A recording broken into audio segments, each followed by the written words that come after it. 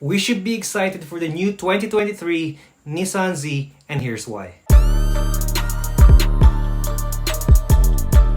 What is going on, guys? Matt here with another video, and if you are new to this channel, I make automotive content, so make sure you subscribe so you don't miss anything. Ang daming pinagdaanan ng Nissan these past few months. This includes lawsuits, bad cars, and recalls. And on top of that, their sports car, which is the 370Z, is sobrang outdated na, guys. I mean, nagsimula ang production ng 370Z ng 2009 pa. Pero nag-announce ang Nissan that they will be releasing a new sports car in the Z lineup. The all-new 2023 Nissan Z. Hindi 400Z kasi hindi naman siya 4-liter. Just a Z. And I feel like ito yung kotse na magsisave sa company ng Nissan. And we should be excited for it. It already got a lot of people talking. Let's take a look at what we know so far about the Nissan Z and what specs we should expect. First, let's take a look at the exterior. Ang design ng exterior ng bagong Nissan Z is pretty retro but modernized. To give you that nostalgic feeling, kumbaga. Maraming inspiration at design elements na galing sa mga lumang Nissan sports cars. The front of the car and the shape of the car itself is inspired by the 240Z. Kitang-kita ito sa long hood at rear base stance niya. Very curvy and retro-like, with a modern twist, of course. Sa harap naman, may standard LED headlights featuring two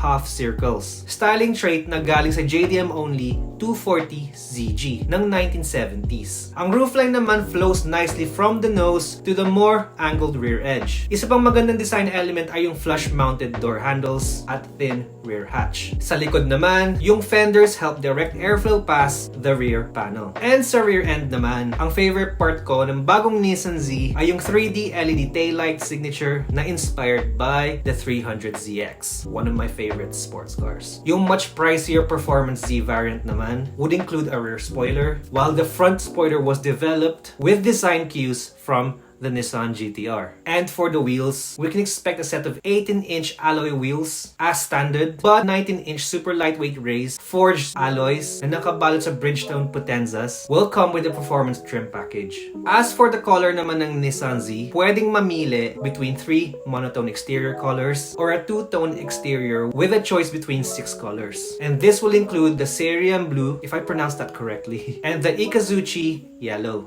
na galing sa Z Proto concept. Of course, combined with the black roof. Now, let's move on to the exterior. Gaya ng mga Z cars from the past, 2-seater pa rin ang bagong Nissan Z. Ang center ng dashboard ay old school inspired. Merong 3 analog gauges. 1 for turbo, 1 for boost, and 1 for voltage. At located sila sa ibabaw ng instrument panel, while an 8-inch is located beneath. May climate control knobs naman na located just ahead of the shifter. The driver can also benefit from a 12.3-inch all-digital instrument cluster packed with information na mag-a-appear in 3 modes: normal, enhanced, and sport. For example, pwede mo makita yung boost gauge or G-meter sa harap mo. As for the steering wheel, may quick access control siya along with a vintage aesthetic. Ang seats naman ay GTR inspired, and it will be in either black woven cloth or optional leather. A push-start button and a pair of USB ports come as standard, along with 6 speakers, Apple CarPlay or Android Auto compatibility, and Bluetooth.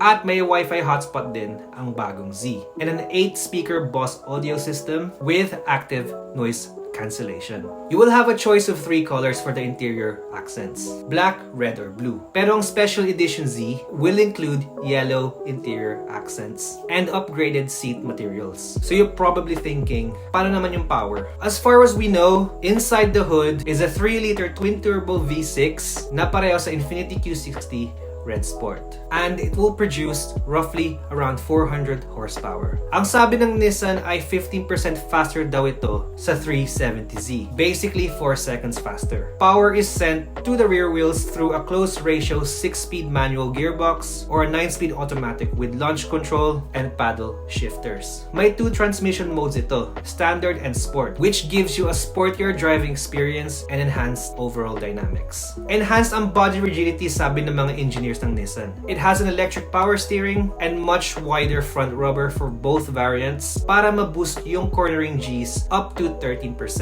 Ang front and rear dampers naman ay may bagong monotube shock design. At ang front double wishbone suspension ay may bagong geometry for improved straight line stability. Sa rear independent suspension naman ay may upgrades din. So, ang stopping power naman comes from a 4-wheel ventilated disc brake na may optional red painted caliper. Sa sports trim, 2 pistons sa front and a single piston sa rear. Pero yung performance trim ay naka 4 pistons sa front and 2 pistons sa rear. Now, let's take a look at the price. As of now, wala pang official announcements in Nissan kung kailan nila i-release ito sa Philippines. But we can expect it to come out in the US at springtime of 2022. And as for the price, since sa Philippines tayo, wala pang announcements in Nissan. But I suspect that it will be slightly more expensive than the current 370Z. And the fully loaded performance variant will be slightly more expensive than the 370Z Nismo. And I think na dapat ma-excite tayo dito sa Nissan Z. Kasi unlike its rivals like the Toyota Supra, yung bagong Z will actually come with a manual in 2022. That's a big step for Nissan. Kasi yung ibang mga sports car manufacturers,